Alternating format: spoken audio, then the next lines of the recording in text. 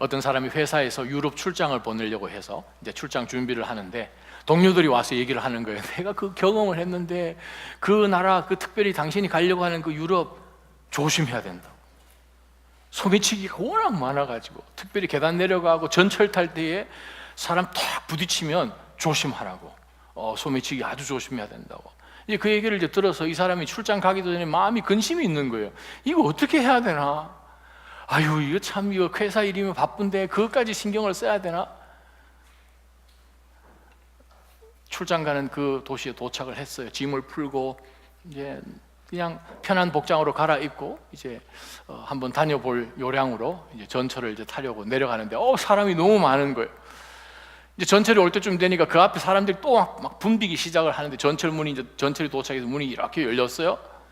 그래서 본인이 이제 타고 이제 목적지까지 도착하는데 아주 그냥 마음을 졸이면서 지금 둘러보면서 조심을 하는데 워낙 이 사람들이 붐비니까 자기가 원하는 목적지에 도착을 해서 이제 내리는데 사람들 좀 내리고 난 다음에 좀 타면 좋겠는데 그냥 막 타는 사람도 또 있잖아요.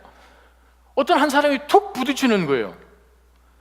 이 사람 봐라, 수상해 하면서 이제 자기가 전철에서 내렸는데 호주머니 보니까 지갑이 없어진 거예요. 진짜 아니 이놈이 해가지고 이 사람이 돌아서가지고 그 사람 옷을 확 잡았어요. 뒤에 옷을 잡아가지고 뭐 전철 문이 닫히려고 그러니까 어떡해요. 이 사람 그냥 온 힘을 다해서 그 사람 막 옷을 막 잡아당겼죠. 그 사람 옷을 진짜 옷이 이제 이 문에 끼인 거예요. 막 계속 잡아당겼어요. 이 사람은 안 뺏기려고 그러고 이 사람은 죽으라고 잡고 해서 이제 그 사람 옷을 이제 뺏었는데 안에서 옷 뺏긴 이 소매치기 정말 화가 나서 막 근데 전철 문이 닫히고 이제 전철은 떠났어요. 얼마나 기분이 좋아요. 아유 이놈이 그래도 내가 한국 사람인데 가지고 지갑 뺏은 잘 뺏었다고 가지고. 그래서 이 사람 이제 뺏은 그 옷을 호주머니 보니까 지갑이 없는 거야. 틀림없이 소매치기 팀들이 가서 내 지갑을 그 사이에 자기 동료들한테 넘겼구나. 내가 그걸 알아야 되는데. 그 사람이 굉장히 이제 실망을 하고 이제 지갑을 잃어버렸으니까 해피엔딩으로 그래도 끝납니다. 호텔에 돌아와서 문을 딱 여니까 TV 위에 자기 지갑이 딱 있는 거예요. 괜히 남의 옷만 지금 하나 벗겨가지고 지금. 우리 살다 보면 그런 에피소드는 황당한 일, 어처구니 없는 일, 억울한 일, 이거 안 일어났으면 참 좋았을 것 같은 그러한 일들을 당하죠. 근데 그것은 그냥 사는 정도의 레벨입니다. 근데 그것을 한 단계 높여서 영적인 상황 가운데서 일어나는 그 어려운 고난, 근심, 걱정, 그 가운데서 문제는 우리가 어떻게 그것을 회복을 하고 회복하게 되면 뭐가 보장이 되는지, 근데 그것을 우리가 깨닫게 되면 영적 지혜가 생기면 우리는 그것을 예방을 하겠죠. 고난 가운데 있을 때 우리가 그것을 빨리 회복할 수 있겠죠. 또 우리가 더 나아가서 회복시켜 드릴 수가 있겠지요. 사실 우리가 살아가는 삶 가운데서 가장 중요하고 필요한 것이 지혜이죠. 지혜, wisdom, 호크마. 근데 그 지혜는 길거리에서 배울 수도 없는 것이고 책을 통해서 세미나 참석한다고 해서 나이가 들어가면서 생기는 이 상식이 많아진다고 해서 지혜가 생기지는 않습니다. 성경 말씀에 고린도전서 2장입니다. 12절에서 13절. 세상의 영에서 온 것이 아니고 사람의 지혜가 가르쳐 준 말도 아니고 하나님께로부터 온 영에서 받은 것으로 하나님이 우리에게 주신 은혜의 선물들을 깨달아 알기 위해 주신 것이고 성령께서 가르치신 말씀에서 왔다라고 분명히 말씀하십니다. 지혜는 우리의 인생을 하나님의 관점을 통해서 보는 거죠. 그것이 지혜입니다. 그래서 지혜는 하나님의 사람들로 성령께서 우리 인생을 그냥 살아가는 대로 주어진 대로 사는 것이 아니라 하나님의 퍼스펙티브를 가지고 godly perspective를 가지고 인생을 어떻게 통찰을 하는가 하는 그것이 지혜지요. 그 지혜가 있어야 하나님께서 기뻐하시는 삶을 살아갈 수가 있습니다. 그 지혜가 없으면 앞에 여러 가지 옵션이 있을 때에 선택을 할 수 있는 판단력이 세워지지가 않는 거죠. 문제는 어떻게 이러한 지혜가 우리에게 주어지는가? 그 지혜는 상황 가운데서 때로는 우리가 어처구니 없고 실수를 하고 혹은 의도하지 않았지만 의도하지 않은 방향대로 일이 진행이 되었을 때에 그 모든 상황은 하나님의 주권 밑에 있습니다. God's sovereignty, 하나님의 주권 아래 있는 것을 우리가 믿게 되면 하나님, 이러한 것을 왜 하나님이 아예 허락을 하셨지요? 왜 허용하셨지요? 그럼에도 불구하고 제가 실수했습니다. 제가 넘어졌습니다. 못 보았습니다. 그러면 이 모든 상황을 테이블처럼 하나님이 터닝 어라운드 하실 수 있는 분이시니까 하나님, 이걸 통해서 제가 뭘 배우면 되지요? 하나님에게 집중하는 거죠. 그러면 그 상황 가운데서 하나님께서는 우리에게 깨달음을 주십니다. 오늘 본문에 우리가 보았던 고린도 교회의 문제점이 바울 사도가 이야기를 들어보니 이건 너무 형편없는 거예요. 2년이나 그들과 함께 2차 전도 여행을 통해서 복음이 전해지고 그들의 삶이 변하는 것 같았는데 바울 사도가 터키로 돌아가며 예루살렘으로 갔다가 다시 3차 전도 여행을 하는 가운데서 들리는 이야기를 들어보니까 교회 안에 음란한 것이 있는 거예요. 고린도서 5장. 또 이단의 여러 거짓 선생들이 들어와서 복음하고 전혀 상관이 없는, 또 율법주의자들이 들어와서 이상한 율법 지키라고 막 이상한 얘기만 하고 바울 사도와 바울의 선교 동역자들에 대해서 대항을 하고 교회가 아주 어려운 상황 가운데 빠진 거죠. 그래서 바울 사도가 방문을 하고 난 다음에 아주 그들을 호되게 호통을 치고 돌아와서 마음이 너무 힘들어서 고린도 후서 2장 4절에 나왔고 오늘 우리가 7장 8절에도 나온 말씀이죠. NLT 성경에서 우리가 스크린에서 번역할 때는 My severe letter 그렇게 표현하죠. 바울 사도가 이 고린도 성도들을 correct 해주기 위해서 아주 혹독하게 혼을 내는 편지를 보냈습니다. 고린도후서 전에. 그 편지는 지금 소실돼서 없지요. 그 편지를 통해서 고린도 성도들이 바울 사도가 책망하는 편지를 받고 난 다음에 과연 이들이 책망을 받았을 때에 그들이 돌이켰을까? 안 돌이키면 어떡할까? 하는 가운데서 기다렸는데 디도가 그 편지를 갖다 주고 돌아와서 바울 사도를 만남 가운데서 일어난 상황이 오늘 본문이죠. 교회가 바뀌어진 거예요.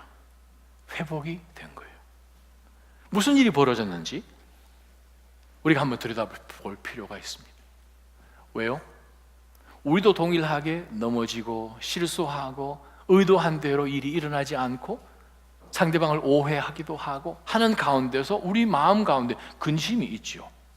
그 근심 때문에 염려가 생기고 정말 잠이 잘 오지 않을 것 같고 어떻게 하면 이 모든 상황이 발라질까?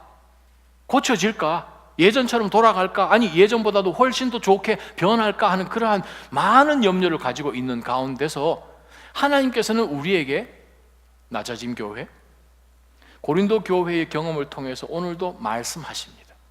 그 말씀은 동일한 상황 가운데서 우리가 처해질 때 우리가 하나님 말씀 앞에 순복하며 우리가 하나님 앞에 진정한 회개로 나아갈 때, 돌이킬 때 하나님께서는 그 나머지 일들을 하신다는 거예요. 첫 번째 말씀 우리가 한번 들여다보십시다. 먼저 우리가 8절부터 10절까지 말씀을 볼 텐데 사람들이 가지고 있는 근심이 있죠. 근데 오늘 성경 말씀에 보게 되면 세상 근심이 있고 하나님 근심이 있습니다. 나쁜 근심이 있고 좋은 근심이 있어요. 근심도 좋은 근심이 있습니다. 세상에 사는 모든 근심은 10절 하반절입니다. 세상 근심은 죽음을 가져다 옵니다. 어떤 아주머니가 남편이 너무 빨리 돌아가셔서 이거 어떻게 참 너무 이 사랑하는 이 남편을 그렇게 의지했는데 갑자기 남편이 그냥 그래서 정말 식음을 전폐하고 친구들 전화하며 카톡이며 다 끊어버리고 은둔 생활을 했어요.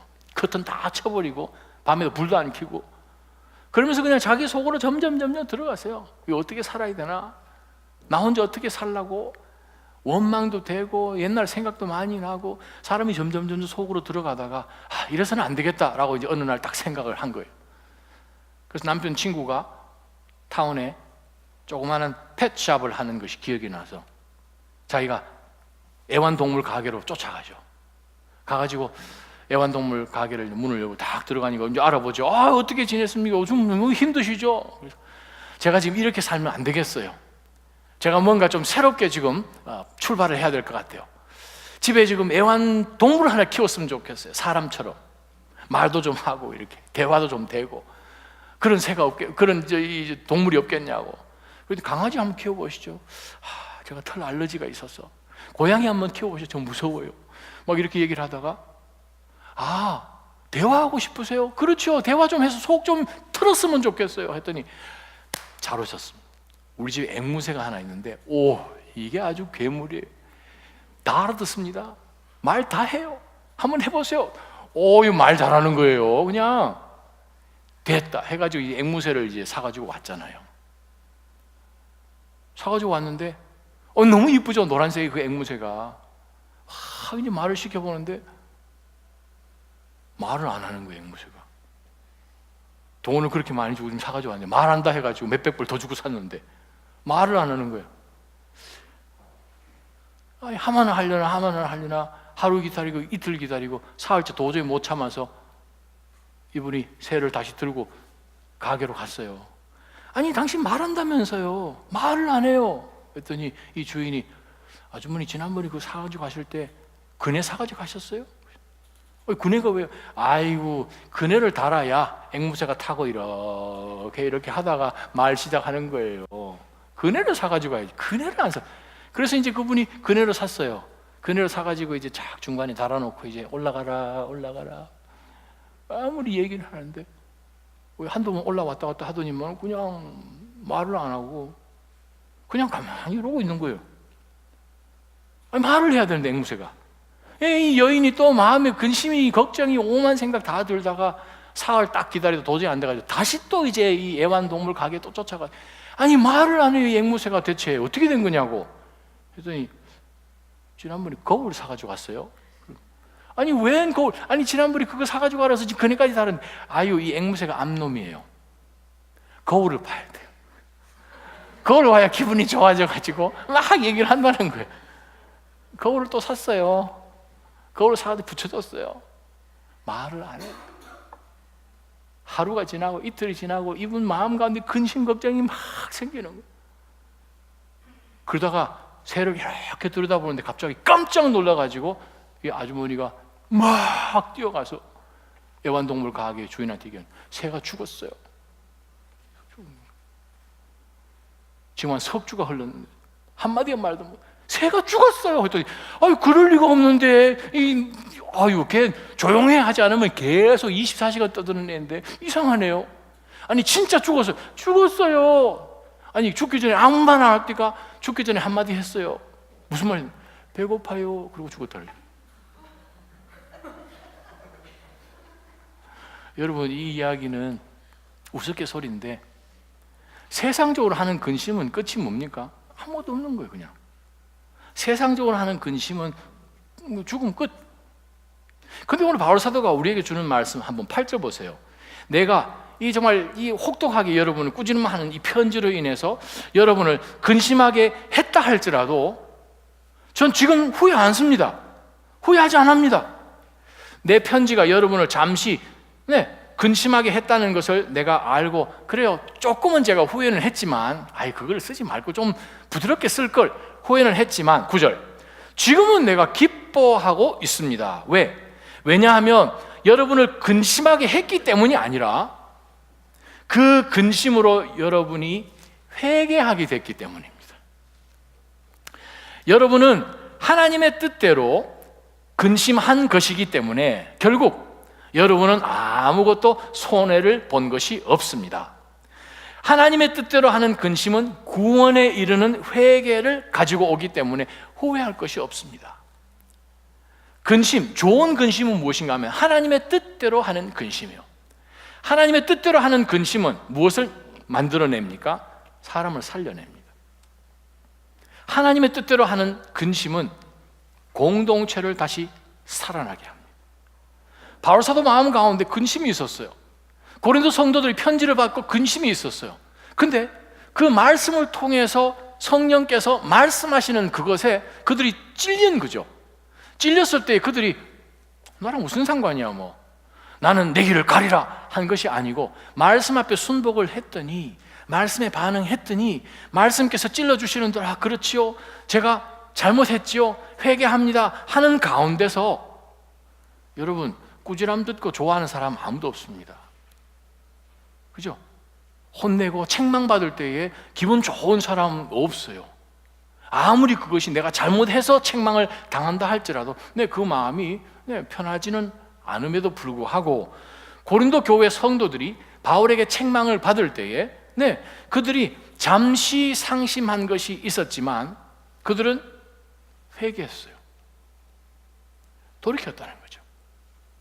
세상적인 근심은 죽음으로 이끄지만 하나님의 뜻에 따라서 말씀 가운데서 내가 잘못했구나, 하나님 저 잘못했어요 할 바로 그 순간에 무슨 일이 일어나는가 하면 구원으로 인도된다는 거예요.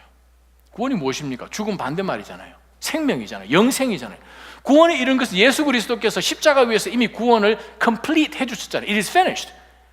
다 이루었다 말씀하셨기 때문에 십자가 위에서 다 이루어졌어요. 이미 완성한 그 구원에 걸맞게 우리가 그것을 향해서 살아가는 삶으로 회복된다는 거예요. 회개를 안 하면 어떤 줄 아십니까?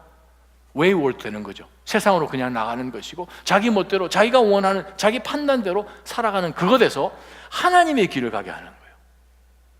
이 길 외에 나머지 모든 길들은 끝이 죽음으로 끝납니다. 아무리 멋있게 보여도 그냥 죽음으로 끝납니다.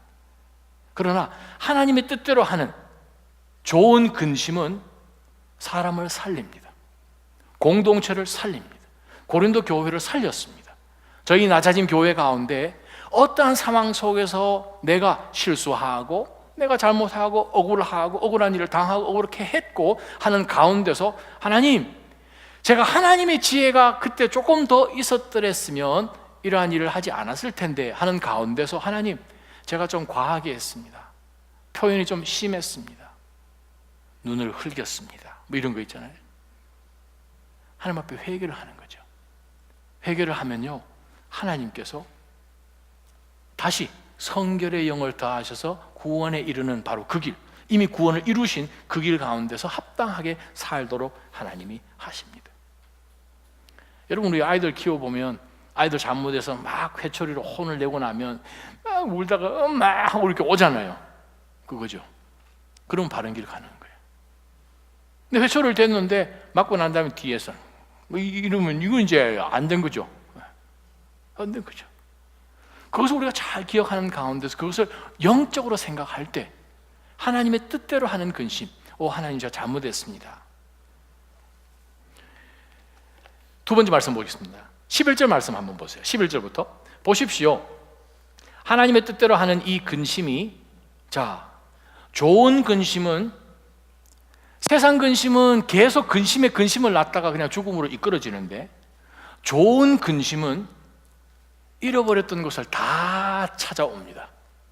뭘 찾는지 한번 자세히 한번 보세요. 11절 말씀, 하나님의 뜻대로 하는 이 근심이 여러분에게 얼마나 간절함을 불러일으키며 변명과 두려움과 사모함과 열심과 응징의 마음을 불러일으켰습니까?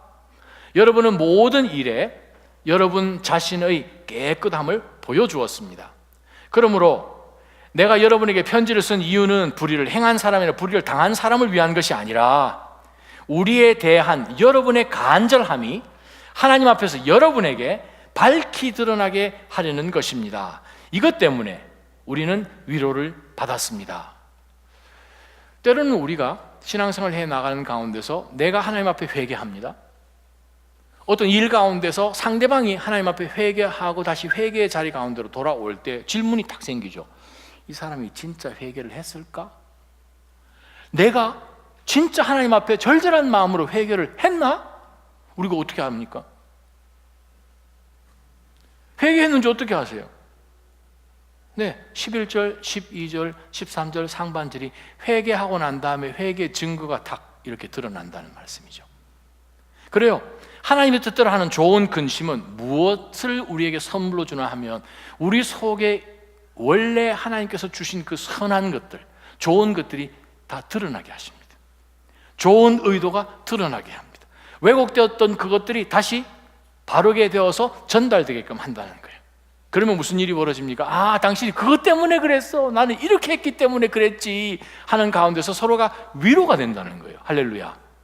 낮아진 교회에서 모든 믿음의 성도들 삶 가운데서 우리는 앞으로도 더욱 주님 앞에 서는 그 순간까지 누구랑 만나던 가운데서 우리는 실수하고 오해하고 넘어지고 우리가 죄 가운데서 우리의 욕심 때문에 이끌려서 우리는 시험에 들 때 많을 거예요. 한 번만 아니죠. 계속해서 그런 일들이 벌어질 때 진정 하나님 앞에 회개하고 나가게 되면 우리 속에서 하나님께서 우리가 놓쳤던 그것들을 다 회복시켜 주십니다. 그것을 다 회복시키시고 난 다음에 그것이 옆으로 전달이 됩니다. 서로 모두에게 위로가 됩니다. 이 얼마나 감사해요. 자, 그들이 놓쳤던 것을 한번 잘 찾아보십시다. 11절 한번 보세요. 그들이 뭘 놓쳤습니까? 간절함을 놓쳐버린 거예요. 자, 여러분에게 얼마나 간절함을 불러일으키고, 이 바울과 바울의 모든 동역자들을 향해서, 또 복음을 향해서, 예수 그리스도를 향해서 간절하게 했던 그것이 다 없어지고, 불평과 남을 원망하고 블레이밍하고 자기를 그냥 낭망시키는 그러한 생각 가운데서 잃어버렸던 간절함, 첫 사랑. 예수 그리스도께서 우리를 위해서 십자가에 죽으셔서 우리를 내가 너를 사랑한다, 내가 너를 사랑한다 라고 하셨던 바로 그 감격 때문에 우리가 지금까지 그리스도에게 붙잡혀 살잖아요. 때로는 우리가 사랑이 식죠. 그 간절함을 하나님께서는 회개를 통해서 다시 어떻게 한다고요? 불러일으킨다는 거죠. 회개는 우리에게 첫사랑을 회복시킵니다. 간절함을 회복시키고요. 두 번째, 변명함이라고 우리 말 성경에는 번역을 했는데, 이 원뜻은, 헬라 원뜻은 내가 잘못했던 이 오명을 씻어야겠다 하는 그거예요. excuse라는 뜻이 아니라 vindication이라는 뜻입니다. 그래서 내가 실수해서 넘어진 이거 어떻게 해서 내가 씻어내리라, 오명을 씻어내리라 결단하는 바로 그 단어가 두 번째입니다. 변명하는 뜻이 아니고, 세 번째요, 무엇을?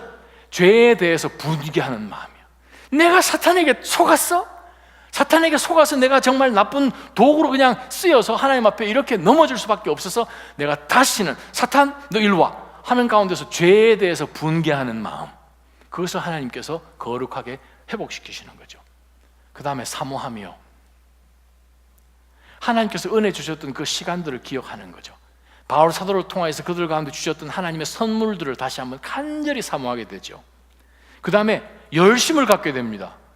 형제들에 대해서, 자매들에 대해서, 교회에 대해서, 복음에 대해서, 죽어가는 영혼들에 대해서 열심으로 섬기게 되는 거죠. 저 사람이 회개했나 안 했나 보면 정확해요. 하나님 말씀이니까. 이걸 통해서 우리가 스스로 이 말씀 가운데 비춰줘 봐야 됩니다. 과연 내 속에 간절함이 있는가? 질문. 여러분, 기도 자리 가운데 간절함으로 나가십니까? 예배 자리 가운데 간절함으로 나가십니까? 말씀 간절함으로 찾고 계십니까? 하나님, 제가 말씀이 배고픕니다. 간절하며 나가십니까? 아, 예전에 목사님 저도 그래도 한때 성경 꽤 읽었습니다. 그거 다 필요 없어요. 그거 다, 옛날에 그거 다 필요 없어요. 지금 신앙으로 내일 살아야 됩니다. 옛 은혜로 오늘 살 수가 없는 거예요. 그것 정신 안 차리면 우리는 바로 넘어지죠. 왜 그렇게 많은 목사들이 넘어집니까? 왜 많은 교회 리더십들이 넘어집니까? 옛날 거 생각하고 있는 거예요. 간절함이 회복돼야 돼요. 내가 하나님 앞에 범죄를 했구나, 마음 가운데 하나님 앞에 죄를 지었구나, 이 오명을 내가 씻어야 되겠다, 간절히 결단하면서 나아가는 vindication이 있어야 된다는 거죠. 죄에 대해서 분개하고 거룩한 분노를 우리 속에 가지고 살아야 됩니다. 거룩한 예수 그리스도께서 가졌던 그 분노, 그죠? 의분, 그걸 가져야 되는 거죠. 하나님 나라를 사모해야 돼요. 그리워해야 돼요. 우리가 기도하는 가운데서 하나님께서 보여주시는 그 놀라운 그 소망, 그 잊고 지금 사는 가운데서 눈앞에 보이는 이것만 그냥 바쁘게 살다 보니까 이민생활이 힘든 거죠. 쳇바퀴 도는 것 같고. 그런데 하나님께서 우리를 창조하시고 이 땅에 보내셔서 쳇바퀴 돌도록 하나님께서 창조하셨을까요? 아니라는 거죠. 만회하는 우리가 일주일이 똑같아. 그러면 내가 지금 잘못 보고 있는 거예요. 핀트가 지금 잘못되어 있는 거죠. 하나님은 우리를 쳇바퀴 돌도록 창조하신 적이 없습니다. 아멘? 하나님은 지루한 것을 참지 못하시는 창조의 하나님이십니다. 아니, 우리 얼굴도 지금 다 틀리잖아요. 똑같이 생긴 거 지금 여러분 본 적, 서울에는 좀 있습니다. 강남에 일컬어 보니 금방 봤는데? 공장이 같아서 그런지는 모르겠지만 하나님은 창조의 하나님이세요. 사탄이 카피를 하지요. 모방하지요. 하나님께서는 우리 삶을 통해서 지난주와 이번 주가 완전히 다르도록 하십니다. 어제와 오늘이 완전히 다르게 하십니다. 그것이 회개가 먼저 선행이 되면 상황이 벌어지죠. 그러면 열심히 생깁니다. 열심히 생겨요. 저는 여러분들이 목사님 새벽기도 한 4시쯤 오픈하면 안 되겠습니까? 그런 요청이 좀 들어왔으면 좋겠어요. 제가 교회에 딱 4시 36분, 35분에 들어와요, 새벽. 그러면 이제 제일 첫 기도하는 팀들 이제 한 4시 한 45분에서 50분 사이에 딱 들어오시죠. 그때부터 이제 성도님이 들어와서 기도 많이 하시는데, 그래요. 여러분이 열심히 회복되셨으면 좋겠어요. 목사님, 저 옛날 청년부 때 열심히 그런 얘기 하지 마세요. 그죠? 열심히 회복돼야 돼요. 그 다음에 뭐예요? 응징의 마음. 다시는 거룩을 훔쳐가려고 하는 세상의 세큘러리즘이 거룩한 진 안으로 절대 못 들어오게 하겠다. 교회가 세속화되는 것 절대 못 일어나도록, 우리 가정 가운데 이상한 관점들이 들어오지 못하도록 나는 믿음으로, 말씀으로, 진리로 막으리라 하는 그 결단이 세워지는 거죠. 그것은 회개를 통해서 만들어집니다. 저는 이 낮아짐 교회에 accountability 그룹들이 많이 생겼으면 좋겠어요. 서로에 대해서 accountable, 주중에 모여서 2주에 한 번씩 모여서 당신 어떻게 살았어? 자기? 지난주 거짓말 안 했어? 야동 안 봤어? 이렇게 질문을 하는 거죠. 혹시 나쁜 말 하지 않았어? 누구 속이지 않았어? 기도 열심히 잘 했어? 읽었습니다. 올리기만 했고 안 읽었어? 물어보는 거죠. 찔림이 있을지어다. 아멘. I know, 알아요. 저도 가끔 건너가요. 그래서 올리는 제가 읽었습니다. 안 올리잖아요. 작년에 열심히 올렸지만. 그래요. 그걸 서로 진솔하게 지적해주는 친구가 있다는 게 복입니다. 고린도 교회의 바울 사도같이 정말 어려운 말이지만 어렵게 꺼내서 잘못했습니다. 이거 큰일 납니다. 이거 하나님 앞에 죄입니다. 하지 마세요. 정말 신랄하게, severe하게 rebuking 해줄 수 있는 친구가 있었기 때문에 고린도 교회가 살아난 거예요. 저는 낮아진 교회 안에서 믿음의 성도들이 서로 보는 가운데서 서로 accountable 되어서 잘못된 것에 대해서 그냥 내가 괜히 싫은 소리 해서 관계가 어려워지면 그냥 나도 노. 하나님은 바로 여러분 한 사람 한 사람을 통해서 그것을 correct 해 나가기를 원하십니다. 왜? 바로 여러분이 바로 옆에 계셨던 분이시니까요. 다른 사람들 다 몰라요. 여러분 이 사건을 아세요. 기도하는 가운데서 지혜를 주셔서 살려야 됩니다. 안 살리면 조만간에 제가 그렇게 됩니다. 왜요? 죄는 캔서처럼 스프레드 되거든요. 죄를 가만히 놔두면 반드시 그건 번지게 돼 있습니다. 철저하게 이 교회를 향하여서 믿음의 거룩한 대오를, 향후를 지어 나갈 수 있도록 잘 지키는 그러한 의로운 응징의 마음이 있어야 되는 거죠. 하나님께서 역사하시는 이 말씀 가운데서 우리가 순복하며 나아가게 되면 어떤 일이 벌어집니까? 잘 보세요.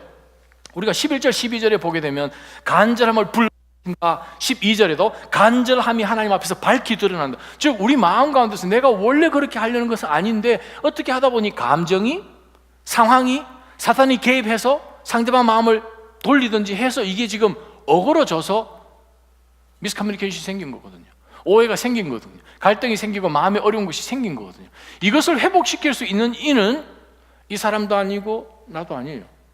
옆에 있는 사람도 그거 못해요. 우리 인간 레벨 속에서 이것을 커렉트 할 수가 없지요. 어떻게 해요? 하나님 도와주십시오. 회개하는 가운데서 하나님이 우리 이 상황 가운데 개입하시면 어떻게 됩니까? 11절 제일 마지막 보세요. 여러분은 모든 일에 여러분 자신의 깨끗함을 보여주는 거예요. 그 이전까지 깨끗하지 않았지 않습니까? 고린도 교회, 노. 신약 성경에 고린도 교회 같은 교회가 어디 있었습니까? 아주 그냥 로우 클래스 같은 느낌이었잖아요. 책망도 얼마나, 문제도 얼마나 많은 교회였습니까?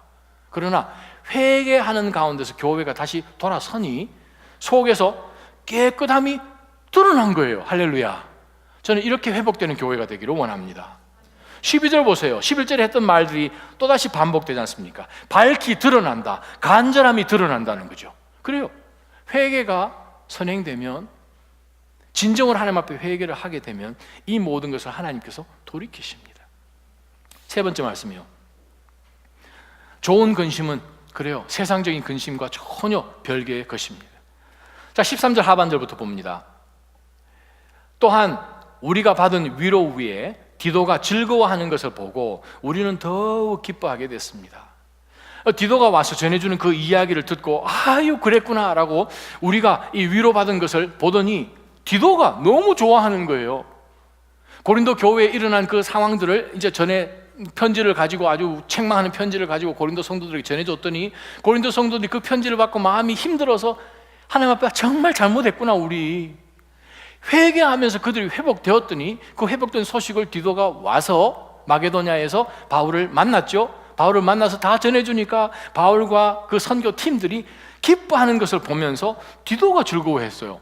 디도가 즐거워하는 것을 보고 우리가 또 기뻐하는 거예요. 할렐루야. 저는 이 기쁨이 계속해서 번지기를 주님의 이름으로 축원합니다. 셀 우리 모임 하잖아요. 한 식구가 하나님께서 역사하신 그 간증을 여러분이 듣고 공유할 때 맞아 우리도 그거 경험해서 하는 가운데서 저는 셀 예배가 축제가 되기를 주님의 이름으로 축원합니다. 대체 오늘 가게 되면 무슨 이야기가 또 나올까? 어떤 사건이, 어떤 에피소드에서 하나님께서 반전을 이루시나? 그것을 경험하며 나누는 것이 성도예요. 매일 똑같은 말, 매일 똑같은 얼굴, 매일 똑같은 옷, 그럼 재미없잖아요. 오늘 도대체 하나님이 무슨 일을 하시나? 지난주에 하셨길래 오늘 우리가 모였을 때에 그것이 우리 성도들 삶 가운데 있어야 되는 거죠. 그랬더니 기쁨이, 고린도 교회가 회복이 되어서 기뻤습니다. 디도가 기뻤어요. 전해줬더니 바울과 바울 선교 팀들이 기뻐했어요. 그것 보고 디도가 또 기뻐하는 거예요. 그 다음 말씀 보세요. 우리는 더욱 기뻐해 되었습니다. 그래서 어떤 일이 벌어집니까? 회개는 궁극적으로 무엇을 만들어냅니까? 13절 하반절에 보면 그는 여러분 모두로 인해서 심령의 새로운 힘을 얻었습니다. 할렐루야. 디도가 사역자잖아요. 목회자잖아요. 돌아왔을 때 목회가 어려운 것만은 아니구나, 힘든 것만은 아니구나, 하나님이 개입하시면 이거 할만해. 그렇죠? 김진아 집사님 축복합니다. 아싸, 이거 목회는요, 사역은요, 여러분 하시는 사역 다시 태어나도 할 만한 일이에요. 할렐루야. 그래서 제가 여러분에게 전하고 싶은 말은 오늘 예배가 내 생애의 마지막 예배처럼 드려야 됩니다. 진짜요. 이 중에 누가 나 내일 말은 하지만 Are you 100% sure? 아니잖아요. 오늘 찬양이 내 생의 마지막 하나님 앞에 서기 전까지 부르는 찬양 같은 생각으로 불러야 돼. 노래방 가면 서로 마이크 뺏으면서 자기 노래 하려고 그러잖아요. 찬양할 때는 목소리 막 낮추고 그러면 안 됩니다. 열정적으로 춤을 추고 찬양하는 거예요. 다윗처럼 박수를 치면서 오늘 이 예배가 마지막이다 생각하는 거죠. 새로운 힘이 하나님께서 주셔서 얻게 되는 거예요. 회개가 궁극적으로 만들어내는 것이 무엇입니까? 잊혀졌던 열정들이 다시 솟아나는 거죠. 14절 보세요. 내가 여러분에게 대해 디도에게 무슨 자랑한 것이 있다 할지라도 지금 나는 부끄러워하지 않습니다. 왜? 우리가 여러분에게 말한 모든 것, 여러분에 대해서 말했던 모든 것, 사실인 것처럼 우리가 디도에게 여러분에 대해서 자랑한 것도 사실이거든요. 지금 고린도 교회에 대해서 하나님께서 역사하시고 2차 선교 여행 가운데서 일어났던 그 엄청난 많은 일들을 이야기를 해줬는데 이 고린도 교회에서 올라오는 소문이 이상하니까 내가 빈말을 한 사람이 되어버렸잖아요. 거짓말 한 사람 되어버렸잖아요. 그런데 성령께서 들어가셔서 회개를 통하여서 역사를 하셨더니 그 소문이 진짜인 거예요. 저는 낮아짐 교회가 정말 아름다운 소문이 있는 교회 되기를 원합니다. 교회가 아니고 여러분 자신이요. 이 교회 빌딩 낮아지면 이름 이건 언제든지 없어질 수 있어요. 여러분은 하나님 앞에 서는 그 순간까지 변하지 않습니다. 아멘. 성령께서 여러분 안에 거하셔서 거룩한 전으로 만들어주신 그것은 변치 않습니다. 이 땅 가운데 사는 동안 하나님 앞에 섰을 때부터, 즉 우리는 영원한 삶을 이미 살고 있기 때문에 하나님께서 여러분 삶 가운데 시작하신 그 아름다운 일들이 그리스도 예수의 날까지 이루어져야 되는 것이고, 영원한 하나님 나라에서 사는 삶까지 이어져야 되기 때문에 우리는 어떻게 살아야 됩니까? 서로를 자랑하면서 살 수 있어야 된다는 거예요. 자랑하면서 살 수 있어야 돼요. 내 자랑하는 거 말고 이 사람의 사랑하는 지체의 삶 가운데 성령께서 개입하셔서 삶 가운데 일어난 일들을 자랑하는 거죠. 자랑하는 거예요. 우리 음식점 가도 막 사진 찍고 막 난리잖아요. 아니 그 식당 주인 아세요? 그렇게 사진 찍으시게? 셰프를 만나본 적 있으신가요? 막 사진 찍게? 식당 하나 가도 우리는 사진 찍고 뭐 와 해가지고 뭐 페이스북 올리고, 우리 삶 가운데 역사하신 그 하나님 사진 찍어서 자랑하는 그게 영원한 자랑입니다. 아멘. 10년만 지나보세요. 페이스북 하는 사람 없을 거예요. 예언합니다. 진짜. 우리 예전에 우리가 해왔던 거 요즘 하는 사람 누가 있어요? 아무도 안 하잖아요. 뭐 싸이월드 해가지고 뭐 친구 찾고 누가 그거 합니까? 아무도 안 하죠. 그죠? 그러니까 우리 삶 가운데서 영원한 것에 우리가 포커스를 두면서 살아야 되죠. 그래요. 좋은 근심은 세 번째, 좋은 근심은 다시 신뢰하는 것을 회복시켜 줍니다. 아유, 내가 자랑했던 그대로 지금 인생이 되어가고 있는 거예요. 교회가 되어가고 있는 거예요. 성도들이 되어가고 있는 거죠. 15절 보세요. 디도는 여러분 모두가 두렵고 떨리는 마음으로 자기를 받아들여 주었고, 디도가 이제 고린도 교회를 방문했을 때에 바울에게도 그렇게 심한 말 하면서 배척을 했는데, 디도? 바울의 제자? 뭐 받아주겠습니까? 근데 디도가 갔더니 그들이 회개를 했어요. 편지를 가지고 그들이 회개하는 가운데서 디도를 만나고 디도를 받아들여 주었어요. 목회자를 목회자로 인정한 거죠. 하나님의 종으로 받아들여진 거죠. 순종했어요. 디도가 잘나서가 아니라 순종한 것을 디도는 기억합니다. 그래서 디도가 여러분에 대해서 애정이 더 깊어진 거예요. 교회는 목자와 양의 관계잖아요. 하나님께서는 목회자를 목양하도록 세우셨어요. 우리 모두가 예수 그리스도 목자 장이신 그분께는 우리 모두가 양이지만, 근데 교회 가운데서 하나님께서는 목자로 세워주셨어요. 그 가운데서 목자와 양의 관계, 목회자가 성도들을 향하여 애정이 더욱더 깊어지고 어떻게 해서든 여러분에게 귀한 아름다운 꼴을 찾아서 말씀을 매길 수 있는 그게 유일한 일이잖아요. 그러면 양은 이 목회자가 말씀을 꼴을 잘 먹여주시겠구나 하는 가운데서 그냥 애정이 있는 말씀 기도를 받고, 있는 그대로 말씀을 받을 때 때로는 우리가 치유되고 때로는 혼이 나고 하는 가운데서 점점 그리스도의 형상으로 우리 모두가 함께 가는 것이 교회잖아요. 그것이 회복됐다는 거예요. 고린도 교회가.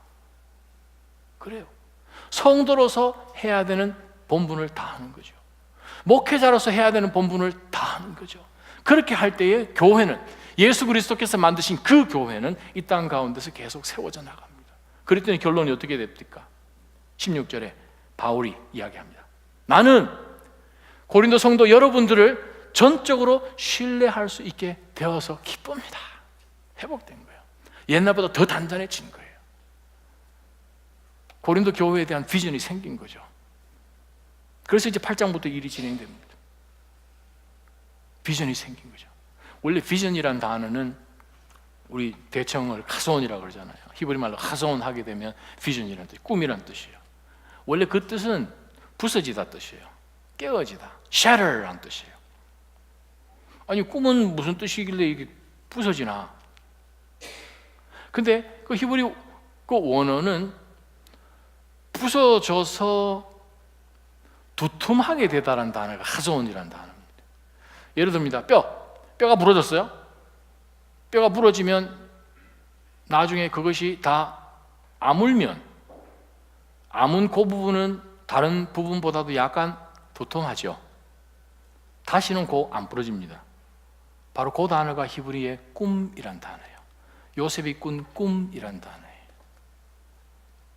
그 말은 무슨 뜻입니까?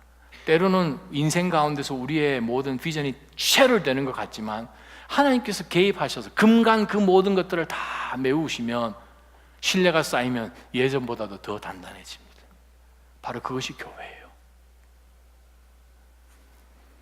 칠레 북부 안데스 산맥과 태평양 그 연안에 아주 좁은 긴 그 땅이 하나 있는데, 그 땅은 전 세계에서 정말 이 패러다이스라고 할 만큼 정말 날씨가 그렇게 화창할 수가 없어요. 구름도 거의 끼는 날이 없어요.